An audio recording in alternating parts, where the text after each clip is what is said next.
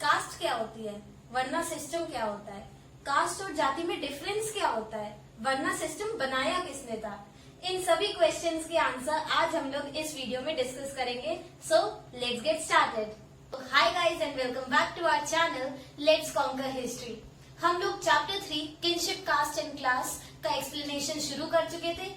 इस चैप्टर पर पार्ट 1 बन चुका है। अगर आप लोगों ने अभी तक नहीं देखा है then the link is provided in the description, please check it out. Please guys बीच बीच से टॉपिक मत उठाइए, सीरियल वाइज पूरे चैप्टर को पढ़िए। So let's start our first topic, caste. So caste एक ऐसा टर्म है जो हम अपनी डेली लाइफ में बहुत ज्यादा सुनते हैं, न्यूज में, नेताओं के भाषण में रोज ही हम लोग को कास्ट टर्म, जाति, ये हम लोग रोज ही सुनते हैं। नाउ कास्ट की डेफिनेशन क्या है? कास्ट उन सोशल कैटेगरीज को कहते हैं जिनको एक हायरार्की में, एक ऑर्डर में सेटअप कर दिया गया था।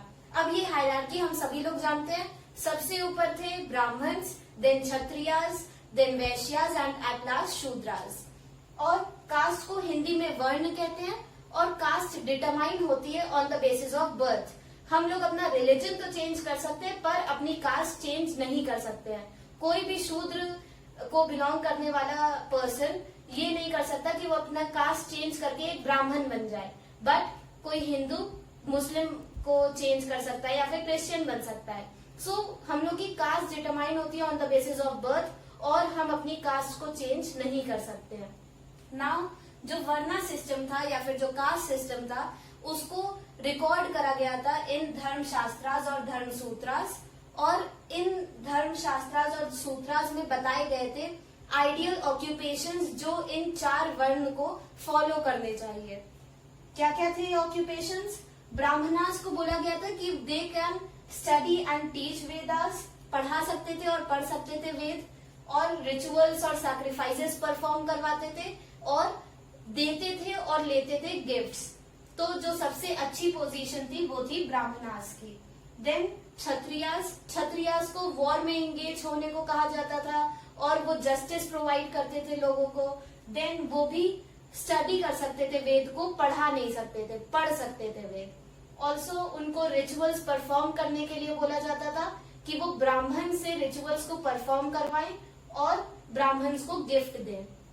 नेक्स्ट वैश्यास को भी वेदों को पढ़ने के लिए बोला गया था, ब्राह्मण्स को गिफ्ट देने के लिए बोला गया था, ब्राह्मण से रिचुअल्स को परफॉर्म करवाने के लिए बोला गया था।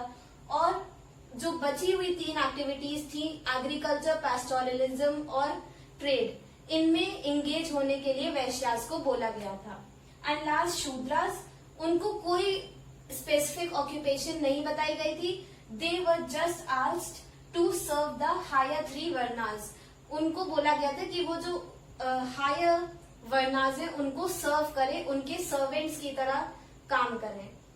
अब हम लोग डिस्कस करेंगे कि ब्राह्मणास कौन कौन सी स्ट्रैटेजीज यूज करते थे इस वर्णा सिस्टम को इन्फोर्स करने के लिए, इम्प्लीमेंट करने के लिए।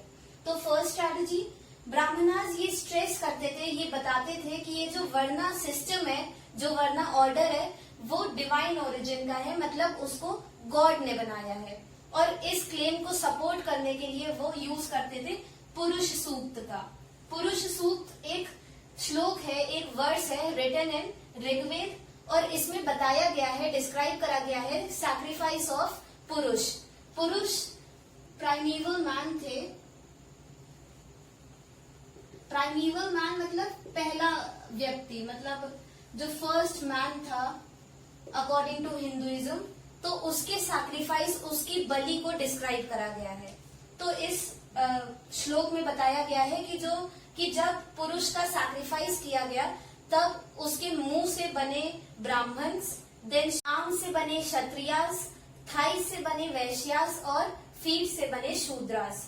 तो इसी ऑर्डर में हायरार्की सेटअप हुई वर्णा ऑर्डर की। सो पुरुष सूक्त का यूज करके ब्राह्मणास क्लेम करते थे कि varna system had a divine origin, और क्योंकि उसे भगवान के द्वारा खुद बनाया गया था इसीलिए लोगों को उसे फॉलो करना चाहिए। नेक्स्ट स्ट्रैटेजी थी उनकी कि वो किंग्स को बोलते थे कि किंग्स अपने किंगडम में ये एंश्योर करें कि वर्णा सिस्टम को लोग फॉलो कर रहे हैं।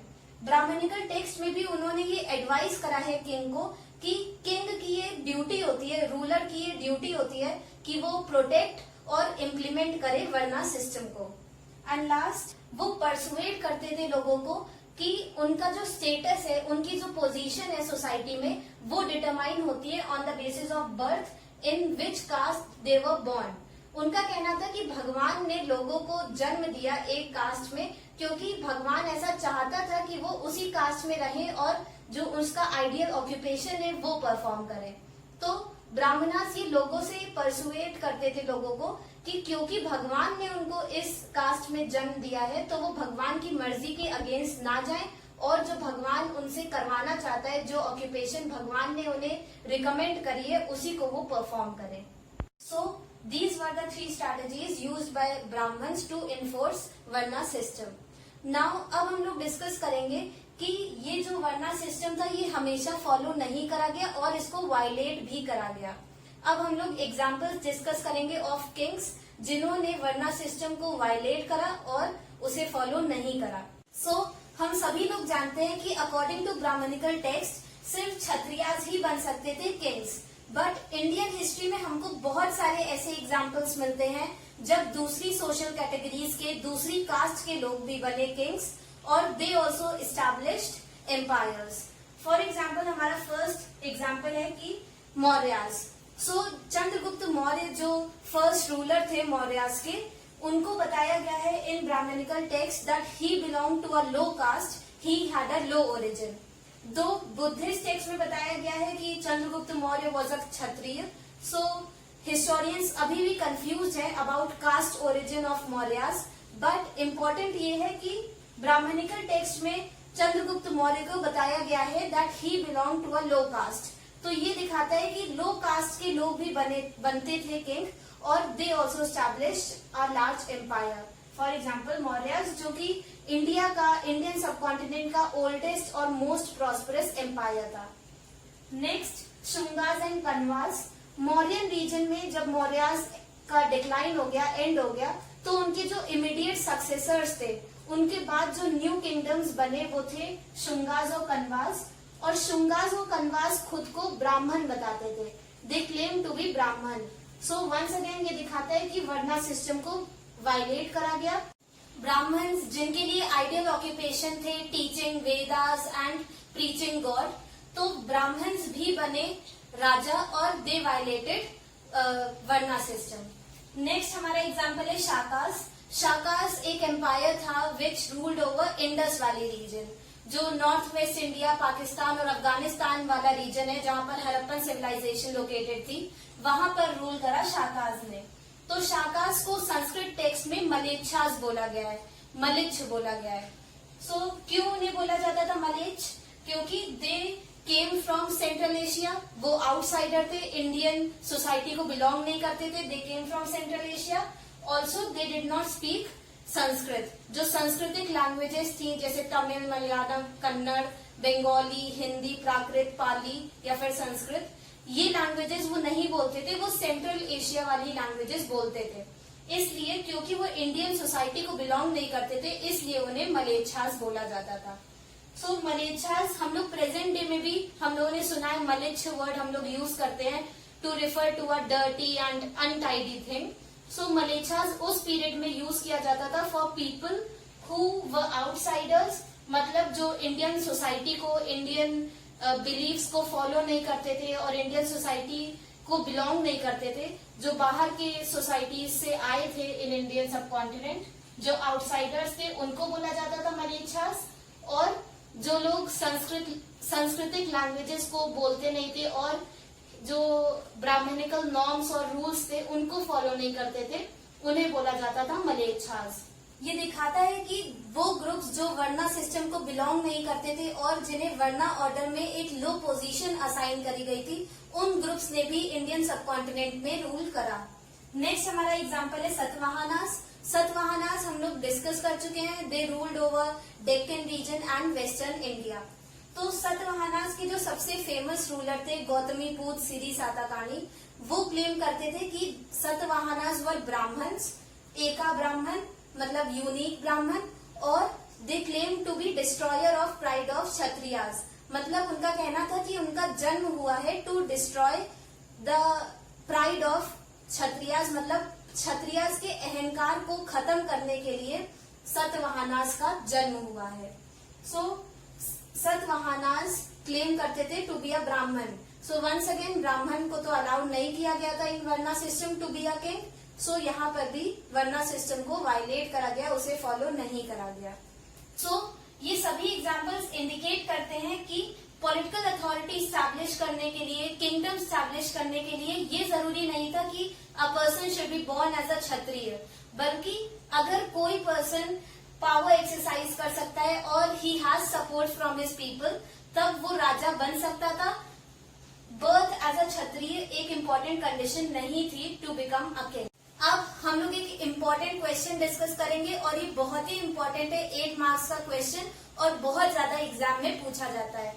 सो this question will help us to get a quick revision of all the topics we have discussed till now. So the question is, discuss the evidences that suggest that Brahmanical prescriptions about kinship, marriage and occupation were not always followed. इस question में हमको उन सभी exceptional cases को discuss करना है जहां पर जो ब्राह्मणिकल रूल्स थे, जो ब्राह्मणिकल नॉर्म्स थे, उनको फॉलो नहीं करा गया। तो अभी तक जितने भी केसेस हम लोगों ने डिस्कस करे हैं वो सब अब हम लोग फिर से एक उनका रिविजन करेंगे। सो इन सभी को मैं डिटेल्ड एक्सप्लेनेशन इन सभी का नहीं दूंगी, क्योंकि हम लोग पहले पार्ट 1 में ये सारे एग्जाम्पल्स डिस्कस कर चुके हैं डिटेल में, तो आप लोग उसको देख लीजिए। यहाँ पर हम लोग बस शॉर्ट में सारे टॉपिक, सारे रूल्स और उनके एक्सेप्शनल केसेस डिस्कस करेंगे। फर्स्टली रूल्स अबाउट किनशिप, मतलब रूल्स अबाउट फेमिलियर टाइज। तो पहला रूल था कि patriliny was followed in Indian society, और इसके एक्सेप्शंस क्या थे? अगर किसी किंगडम में बेटा नहीं होता था तब रिलेटिव्स या फिर ब्रदर क्लेम करते थे थ्रोन को। सेकेंडली बहुत कम हमको ऐसे रेयर केसेस मिले हैं जहां पर विमेन भी एक्सरसाइज करती थी पावर। फॉर एग्जाम्पल प्रभावती गुप्त। प्रभावती गुप्त हम लोग बहुत बार डिस्कस कर चुके हैं, पार्ट 1 में भी और चैप्टर 2 में भी। Prabhavati Gupta was the daughter of Chandragupta II and she was also the wife of Vakataka ruler.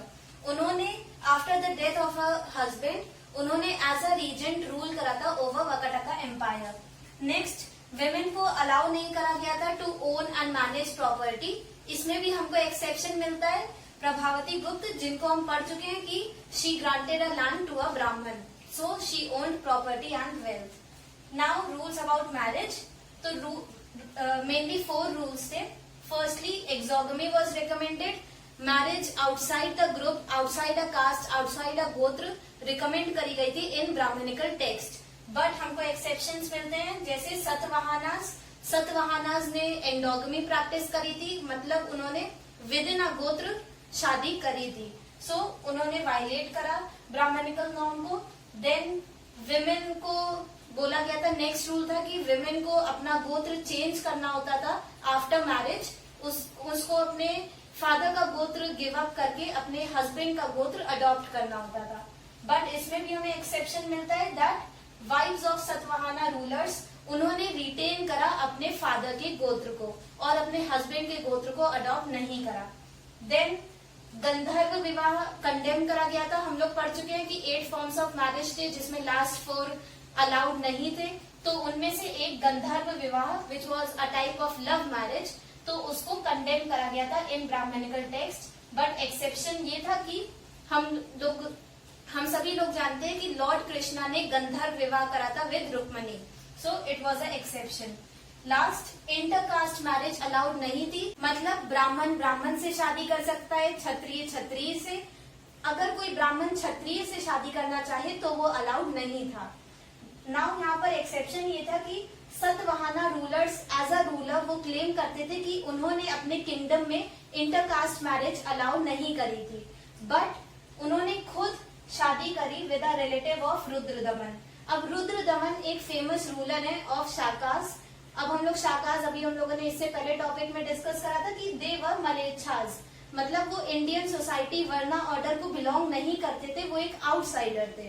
पर सतवाहना रूलर ने एक आउटसाइडर से शादी करी, सो उन्होंने इंटरकास्ट मैरिज करी which was not allowed according to Brahmanical norms. So ये एक एक्सेप्शन था।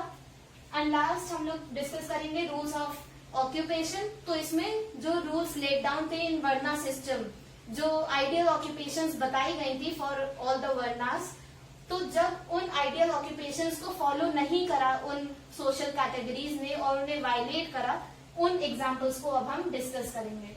सो फर्स्टली अभी जो इससे पहले वाले टॉपिक नॉन क्षत्रिय किंग्स में हम लोगों ने डिस्कस करे थे एग्जाम्पल्स लाइक मौर्यास, जो कि लो ओरिजिन को बिलोंग करते थे पर तब भी उन्होंने रूल करा over a large empire. Then Shungas और कन्वास, जो अपने आप को ब्राह्मण बताते थे खुद को, पर तब भी उन्होंने रूल करा, देवर रूलर्स, और जो क्षत्रिय के लिए आइडियल ऑक्यूपेशन बताई गई थी उसको फॉलो करा। And last Satavahanas who also claim to be a Brahmin. तो ये 3 एग्जाम्पल्स आप लोग इसमें बता सकते हैं। नेक्स्ट एक ब्लू बॉक्स दिया गया है in NCERT on page number 64 near source 8 in chapter 3। तो उस ब्लू बॉक्स में बताया गया है, डिस्क्राइब करा गया है मृच्छकटिका, जो कि एक प्ले है रिटन बाय शूद्र का, एक संस्कृत राइटर थे शूद्र का। तो इस प्ले में जो मेन हीरो है चारुदत्त, उसको ब्राह्मण भी बताया गया है और मर्चेंट भी बोला गया है। नाउ हम लोग पढ़ चुके हैं वर्ना सिस्टम में कि ट्रेडिंग एक्टिविटीज प्रेस्क्राइब करी थी ओनली फॉर वैश्यास, पर यहाँ पर जो चारुदत्त था, जो हीरो था इस प्ले का, वो ब्राह्मण भी था और उसका ऑक्यूपेशन था कि वो एक मर्चेंट था। तो ये एक एक्सेप्शनल केस है जो कि वायलेट करता है वर्ना सिस्टम को। तो इसका एग्जाम्पल आप दे सकते हैं। और यहाँ पर सर्थवाह टर्म यूज करा गया है फॉर मर्चेंट। तो सर्थवाह का मतलब होता है मर्चेंट। और ये मृच्छकटिका प्ले 1 मार्क्स के लिए इम्पोर्टेंट है and it was written by Shudra का। नेक्स्ट इस ब्लू बॉक्स में एक एग्जाम्पल दिया गया है about a votive inscription. Votive inscription हम लोग चैप्टर 2 में डिस्कस कर चुके हैं। Votive inscription were inscriptions which recorded gifts given to religious institution, और इन इंस्क्रिप्शंस पर रिटन होता था नेम, टाइटल और ऑक्यूपेशन ऑफ द डोनर। जो इन गिफ्ट्स को दे रहा था रिलीजियस इंस्टीट्यूशन को, उसका नाम, टाइटल और ऑक्यूपेशन भी मेंशन होता था ऑन दीज इंस्क्रिप्शंस। तो हमको एक 5th सेंचुरी वोटिव इंस्क्रिप्शन डिस्क्राइब करी गई है इस बॉक्स में, जिसमें 2 ब्रदर्स का नाम हमें मिलता है और उनका ऑक्यूपेशन बताया गया है क्षत्रिय वानिक्स। वानिक्स मतलब मर्चेंट। सो इसका इस टर्म का मतलब कि क्षत्रिय तो उनकी कास्ट हो गई और उनका ऑक्यूपेशन था that they were merchant. Once again merchant trading activities तो प्रेस्क्राइब करी गई थी फॉर वैश्यास। तो यहाँ पर भी वायलेट हो रहा है वर्ना ऑर्डर। और जो 2 ब्रदर्स थे वो बिलोंग तो करते थे क्षत्रिय कास्ट को, but they were engaged in trading activities. हम लोगों ने एक क्विक रिविजन कर लिया of all the rules and exceptional cases discussed till now. आप लोग इन सारे पॉइंट्स का एक स्क्रीनशॉट ले लीजिए। It will help you to write a best answer for this question. Friends, आज की वीडियो भी पार्ट 1 की तरह थोड़ी सी लंबी बनेगी, अबाउट 25 मिनट्स की, क्योंकि आप लोग देख रहे हैं इस चैप्टर में हमें सोर्सेज को भी एक्सप्लेन करना पड़ रहा है। But the best part is कि इस चैप्टर पे मैं सिर्फ 4 पार्ट्स बनाऊंगी, मतलब 5th पार्ट इस चैप्टर पर नहीं बनेगा। सो इस पूरे चैप्टर को हम लोग सिर्फ 4 पार्ट्स में कंप्लीट करेंगे। Now coming back to the video, अब हमारा नेक्स्ट टॉपिक है jatis and social mobility. So हम लोग अभी तक कास्ट डिस्कस कर चुके हैं, अब हम लोग डिस्कस करेंगे अबाउट जातीज। फ्रेंड्स, आजकल प्रेजेंट डे में अगर हम लोग किसी भी ले पर्सन से पूछें कि जाति को इंग्लिश में क्या बोलते हैं, तो वो कहेगा कास्ट, क्योंकि आजकल हम लोग जाति और कास्ट को एक सेम कंटेक्स्ट में यूज करते हैं। पर इस पीरियड में जाति और कास्ट 2 डिफरेंट सोशल कैटेगरीज को डिफाइन करती थी। कास्ट अभी तक हम लोग डिस्कस कर चुके हैं। कास्ट को हिंदी में वर्ण कहा जाता था और ये उन सोशल कैटेगरीज को रेफर करती थी जिनको एक वर्ना सिस्टम में, एक हायरार्की में सेटअप कर दिया गया था, और कास्ट भी डिटरमाइन होती थी on the basis of birth. Now jati भी कास्ट की तरह डिटरमाइन होती थी on the basis of birth, but jatis Brahmins ने बनाई थी, और जातीज में वो सोशल ग्रुप्स आते थे, वो न्यू ग्रुप्स आते थे जो वर्ना सिस्टम में इंक्लूडेड नहीं थे, या फिर वो ऑक्यूपेशनल कैटेगरीज आती थी जो वर्ना सिस्टम में फिट नहीं होती थी। हम लोग एग्जाम्पल से समझते हैं। फॉर एग्जाम्पल निषाद, निषाद उन फॉरेस्ट कम्युनिटी को बोला जाता है, उन ग्रुप्स को बोला जाता है जो फॉरेस्ट में रहते हैं। फॉरेस्ट ड्वेलर्स को निषाद बोला गया था। सो निषाद एक ऐसा न्यू ग्रुप था जो वर्ना सिस्टम में इंक्लूडेड नहीं था। तो जब ब्राह्मण्स को ये न्यू ग्रुप मिला तो उन्होंने इसको एक जाति असाइन कर दी और उसको नाम दिया निषाद। सिमिलरली एक ऑक्यूपेशनल कैटेगरी जब ब्राह्मण्स को मिली जो वर्ना सिस्टम में फिट नहीं हो रही थी, फॉर एग्जाम्पल सुवर्णकार जो गोल्डस्मिथ होते हैं, उनको भी ब्राह्मण्स ने एक न्यू जाति असाइन कर दी और उन्हें नाम दिया सुवर्णकार। सो जातिज को बनाया गया था बाय ब्राह्मण्स, वेयरएज कास्ट हम लोगों ने देखा था कि 2 कास्ट भी बनाई गई थी बाय ब्राह्मण्स, पर ब्राह्मण्स क्लेम करते थे कि कास्ट को गॉड ने बनाया है। Caste had a divine origin. So this is the difference between jati and caste. अब नेक्स्ट हमारा पॉइंट है जातिज जो एक कॉमन ऑक्यूपेशन शेयर करती थी वो कभी कभी ऑर्गेनाइज कर लेती थी अपने आप को इन अ गिल्ड और श्रेणी। गिल्ड और श्रेणी हम लोग डिस्कस कर चुके हैं चैप्टर 2 में।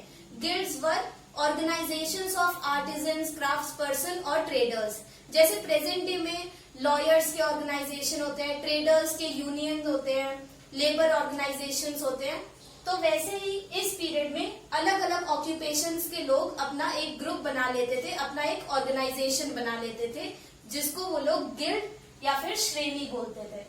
सो ये गिल्ड और श्रेणीज, इनमें ये जाति के लोग जो एक कॉमन ऑक्यूपेशन शेयर करते थे वो अपने आप को ऑर्गेनाइज करते थे और इनमें ये लोग एक साथ रहते थे in a society. They live together in a society. Then they collectively decided कि अपना पैसा वो कहाँ पर इन्वेस्ट करेंगे, एक साथ वो ये डिसाइड करते थे और वो एक साथ पैसा जोड़कर अपनी अर्निंग्स को सेव करके वो कंस्ट्रक्ट करवाते थे टेम्पल्स। तो ये 3 फंक्शंस थे गिल्ड्स और श्रेणीज के। नेक्स्ट अब हम लोग डिस्कस करेंगे सोशल मोबिलिटी। मोबिलिटी मतलब मूवमेंट। तो इस टॉपिक में हम लोग डिस्कस करेंगे कि ये जो सोशल ग्रुप्स थे ये कब माइग्रेट करते थे। सो इस टॉपिक पे एक छोटा सा एग्जाम्पल डिस्कस करा गया है एनसीईआरटी में, वो मैं डिस्क्राइब कर देती हूँ। इन 5th सेंचुरी बीसीई एक गिल्ड था ऑफ सिल्क वीवर्स। उन लोगों ने डिसाइड करा कि वो माइग्रेट करेंगे from Lata in Gujarat to Mandsaur in Madhya Pradesh अपनी फैमिलीज और अपने बच्चों के साथ। और रीजन क्या था माइग्रेशन का कि उन लोगों ने सुन रखा था about the greatness and kindness of local ruler in Mandsaur. जो मंडसौर के रूलर थे उनकी ग्रेटनेस और काइंडनेस उन लोगों ने सुन रखी थी, इसीलिए they decided to migrate from Lata in Gujarat to Mandsaur in Madhya Pradesh. तो ये दिखाता है कि ये जो गिल्ड थे, श्रेणीज थी, ये लोग as a society, as a social group एक साथ डिसीजंस लेते थे और एक साथ इन्होंने डिसाइड करा टू माइग्रेट। अब हमारा नेक्स्ट टॉपिक है बियॉन्ड द 4 वर्नास। तो अब हम इस टॉपिक में डिस्कस करेंगे उन सोशल ग्रुप्स के बारे में जो वर्ना सिस्टम में इंक्लूडेड नहीं थे और जो ब्राह्मणिकल रूल्स थे और नॉर्म्स थे उनको फॉलो नहीं करते थे। फॉर एग्जाम्पल निषाद जो हम लोग डिस्कस कर चुके हैं, फॉरेस्ट ड्वेलर्स थे। फॉरेस्ट ड्वेलर्स मतलब वो कम्युनिटी जो फॉरेस्ट में रहती है। सो उस कम्युनिटी को इस पीरियड में निषाद बोला जाता था। ये 1 मार्क्स के लिए बहुत इंपॉर्टेंट है। Next pastoralist, nomadic herders, Mlecchas etcetera. तो ये जो सोशल ग्रुप्स थे ये ब्राह्मणिकल नॉर्म्स, प्रैक्टिसेस और रूल्स को फॉलो नहीं करते थे और इनको वर्ना सिस्टम में इंक्लूड नहीं करा गया था। इसीलिए इनको ब्राह्मणिकल टेक्स्ट में डिस्क्राइब करा गया है as odd, uncivilised, animal like. तो ऐसे बुरे शब्द इन लोगों के लिए यूज करे गए हैं। इससे हमें पता चलता है कि ब्राह्मण्स इन सोशल ग्रुप को एक तुच्छ नजर से, एक गिरी हुई नजरों से देखते थे। नेक्स्ट इन सोशल ग्रुप्स के बारे में हमको महाभारत में भी एविडेंस मिलता है। फॉर एग्जाम्पल हम सभी ने सुन रखा है एकलव्य की कहानी और एकलव्य निषाद कम्युनिटी को बिलोंग करते थे। वो फॉरेस्ट में रहते थे तो इसीलिए ही वॉज अ निषाद। सो एकलव्य की कहानी हम लोग डिस्कस कर लेते हैं। एकलव्य एक निषाद थे और वो आर्चरी सीखना चाहते थे। सो एक दिन वो द्रोणाचार्य के पास जाते हैं एंड ही रिक्वेस्ट हिम कि आप मुझे एज अ स्टूडेंट एक्सेप्ट कर लीजिए। पर द्रोणाचार्य जो एक महान ऋषि थे, एक महान ब्राह्मण थे और वो सिर्फ राजकुमारों को शिक्षा देते थे, तो जब उन्हें पता चलता है कि एकलव्य निषाद है, एक लो कम्युनिटी को बिलोंग करता है, तब वो उसे रिजेक्ट कर देते हैं। तो इससे हमें पता चलता है कि इन सोशल ग्रुप्स को डिस्क्रिमिनेट करा जाता था और इनको एजुकेशन नहीं मिलती थी, एजुकेशन इन्हें प्रोवाइड नहीं कराई जाती थी, और इन लोगों को जो मेन इंडियन सोसाइटी थी उसमें मिक्स अप होने का मौका नहीं दिया जाता था, इक्वल अपॉर्चुनिटीज इन लोगों को नहीं मिलती थी। नेक्स्ट हमको महाभारत में हिडिंबा का कैरेक्टर मिलता है, जिसको महाभारत में एज अ राक्षस डिफाइन करा गया है। सो हिस्टोरियंस का मानना है कि राक्षस उन लोगों को बोला जाता था, उन सोशल ग्रुप्स को बोला जाता था जिनकी प्रैक्टिसेस ब्राह्मणिकल प्रैक्टिसेस के बिल्कुल ऑपोजिट थी। फॉर एग्जाम्पल वो सोशल ग्रुप्स जो रॉ मीट खाते थे, या फिर जो ड्रेसअप बहुत बुरी तरीके से होते थे, या फिर जो एनिमल लाइक लाइफ जीते थे, उनका एक सही घर नहीं था, वो फॉरेस्ट में किसी भी तरीके से रहते थे। सो ऐसे लोगों को जिनकी प्रैक्टिसेस ब्राह्मणिकल प्रैक्टिसेस के बिल्कुल ऑपोजिट थी, उन लोगों को राक्षस बोला गया था। सो महाभारत में हिडिंबा का कैरेक्टर आप सभी जानते होंगे, she was the wife of Bhim. So Hidimba का ये पूरा इंसिडेंट बताया गया है कि भीम और हिडिंबा कैसे मिले इन सोर्स 9। आप लोग रीड कर लीजिएगा, मैं ब्रीफली एक्सप्लेन कर देती हूँ। एक दिन हिडिंबा को फॉरेस्ट में ह्यूमन ब्लड की स्मेल आती है, तो वो जब ढूंढने जाती है तब उन्हें पांडव और उनकी मदर कुंती सोते हुए मिलते हैं, और भीम उन सभी की रक्षा करने के लिए वो एज अ गार्ड बैठे होते हैं। सो हिडिंबा को लव एट फर्स्ट साइट हो जाता है और वो जाती है कुंती के पास और उनसे रिक्वेस्ट करती है कि आप प्लीज मुझे as a daughter in law accept कर लीजिए। तो कुंती उनको एक्सेप्ट कर लेती है एज डॉटर इन लॉ, और भीम और हिडिंबा की शादी हो जाती है। बट अगर हम इस स्टोरी को केयरफुली एनालाइज करें तब हमें पता चलता है कि कभी भी पांडवास ने हिडिंबा को एज अ फैमिली मेंबर कभी भी एक्सेप्ट नहीं करा। युधिष्ठिर ने जब उन लोगों की शादी हुई तब युधिष्ठिर ने भी ये कंडीशन रखी कि भीम सिर्फ डे लाइट में सिर्फ हिडिंबा के पास जा पाएंगे और रात में उनको वापस आना होगा टू पांडवास। नेक्स्ट, हिडिंबा को कभी भी रहने नहीं दिया गया पांडवों के महल में, और हिडिंबा हमेशा अलग जंगलों में ही रहती थी। सो इससे हमें पता चलता है कि पांडवों ने कभी भी हिडिंबा को as a family member accept नहीं करा।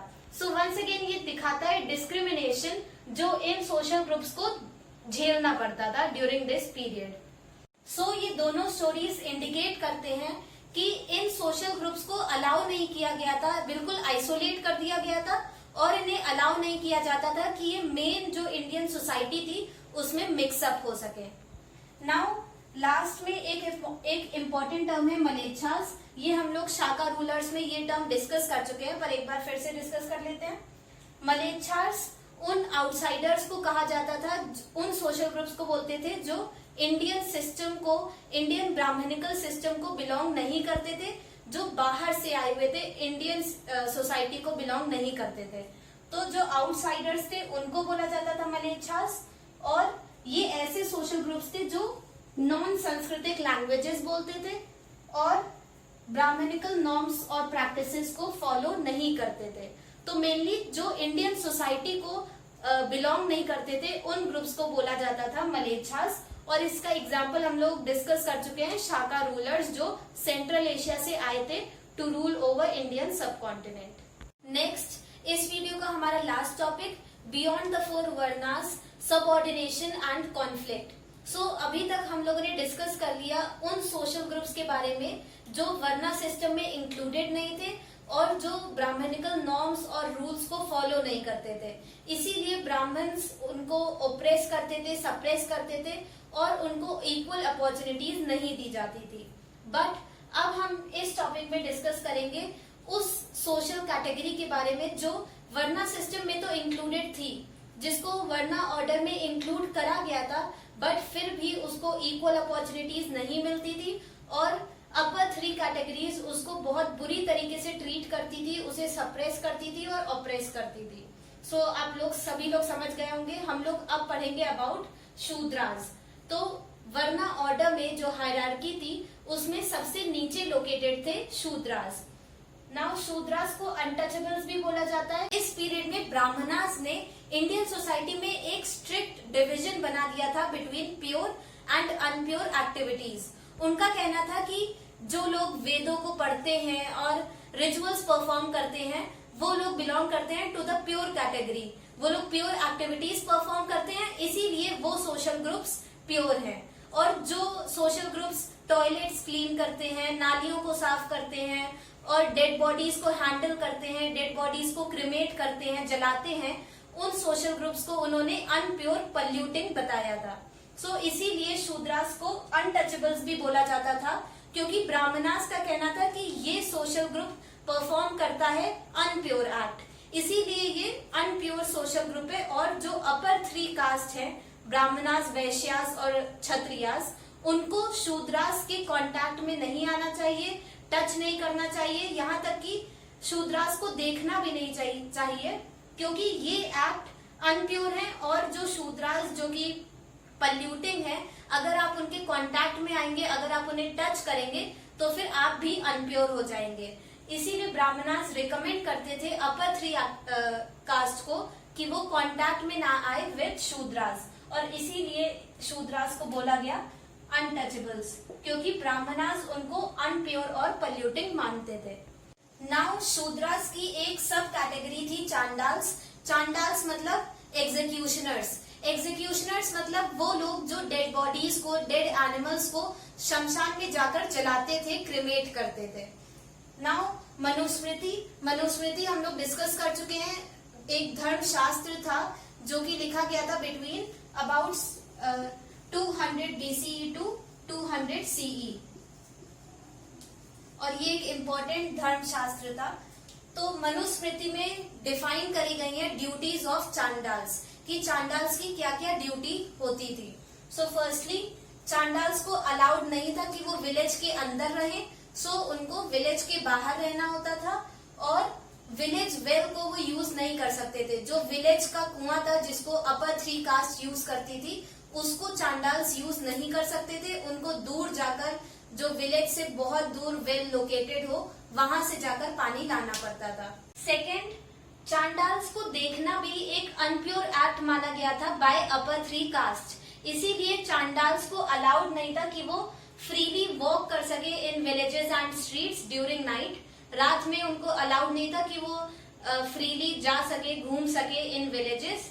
और सेकेंडली, अगर उनको कोई अर्जेंट केस है और उन्हें निकलना पड़ रहा है, तब उनको आवाजें निकालनी होती थी या फिर क्लैपर साउंड करना होता था, जिससे कि जो दूसरे लोग हैं, जो अपर 3 कास्ट के लोग हैं, वो अवॉइड कर सके उनको देखना। नेक्स्ट, चांडाल्स को यूज करने होते थे डिस्कार्डेड यूटेंसिल्स। जो भी बर्तन अपर 3 कास्ट निकाल चुके हो, फेंक चुके हो, उन फेंके हुए बर्तनों को अपने घर में यूज करना होता था। वो कोई न्यू यूटेंसिल खरीद नहीं सकते थे। सेकेंडली, उनको टेम्पल्स में अलाउड नहीं था आना, ये तो हम लोग जानते ही हैं। अनटचेबिलिटी हम लोग पढ़ चुके हैं अभी भी। 1947 में इंडिपेंडेंस के बाद ही अनटचेबिलिटी लीगली खत्म हुई इंडिया में, नहीं तो उसके पहले भी हमारे यहाँ प्रैक्टिस होती थी। तो ये तो हम सभी जानते हैं कि अनटचेबल्स को अलाउड नहीं था कि वो टेम्पल्स में आ सके। सो उनको डिस्कार्डेड यूटेंसिल्स यूज करने होते थे और उनको टेम्पल्स में आना अलाउड नहीं था। देन उन चांडाल्स को जो डेड बॉडीज जो कपड़े पहनती थी, वही कपड़े वो पहन सकते थे, और वही चीजें, उनको नई चीजें खरीदना अलाउड नहीं था इन ब्राह्मणिकल सोसाइटी। और जो ऑर्नामेंट्स वो लोग पहनते थे, वो they were made up of iron, मतलब कोई प्रेशियस मेटल का, कोई प्रेशियस स्टोन का ऑर्नामेंट और ज्वेलरी विमेन नहीं पहन सकती थी। They had to wear ornaments made of iron. And last, Chandals की ये ड्यूटी थी कि वो क्रिमेट करे, एग्जीक्यूट करे उन डेड बॉडीज को जिनका कोई रिलेटिव्स नहीं था। नाउ इन ब्राह्मणिकल टेक्स्ट के अलावा हमको और भी टेक्स्ट हैं जहां पर इन प्रैक्टिसेस का मेंशन मिलता है। फॉर एग्जाम्पल, जो चाइनीज बुद्धिस्ट मॉन्क थे जो इस पीरियड में इंडियन सोसाइटी को जिन्होंने विजिट करा, उन लोगों ने अपने ट्रेवलॉग में बताया है कि अनटचेबल्स के साथ कैसा ट्रीटमेंट किया जाता था, उन ब्राह्मण्स कौन सी प्रैक्टिस करते थे इंडियन सोसाइटी में। सो इसके एग्जाम्पल्स हैं फाजियान और जुआंगजान, जो आए थे इंडियन सोसाइटी में, फाजियान आए थे इन 5th सेंचुरी और जुआन जांग आए थे इन 7th सेंचुरी। और इन लोगों ने अपनी ट्रैवलॉग में इन सारी प्रैक्टिसेस को मेंशन करा है। सो ये ट्रैवलॉग्स एक एविडेंस है विच support these practices. Next, historians बहुत सारे नॉन ब्राह्मणिकल टेक्स्ट को भी पढ़ते हैं, जो तमिल, पाली, प्राकृत में जो टेक्स्ट लिखे गए इस पीरियड में, उनको भी स्टडी करते हैं ये फाइंड करने के लिए कि क्या इन चांडाल्स ने अपनी जो डिग्रेडेड लाइफ थी, जो उनके साथ जो बुरा ट्रीटमेंट होता था, क्या उन लोगों ने इसको एक्सेप्ट कर लिया था या फिर वो लोग ब्राह्मण्स के खिलाफ कभी कभी रिवोल्ट भी करते थे। इससे रिलेटेड एक जटाका स्टोरी डिफाइन करी गई है इन सोर्स 10। आप लोग उसे रीड कर लीजिएगा और उसमें बताया गया है कि there were a few very rare cases जब ये जो चांडाल थे they raised their voice against Brahmanical norms and practices. So guys, with this we come to the end of the video. अगर आपके कोई क्वेश्चंस हो, कोई क्वेरीज हो, then you can ask your question in the comment section. अगर आप सभी ने अभी तक इस चैप्टर की पार्ट 1 नहीं देखा है, then the link is provided in the description, please check it out. If you all like my videos and found my notes helpful, then don't forget to like, subscribe, share and comment on my channel. Till then, bye bye.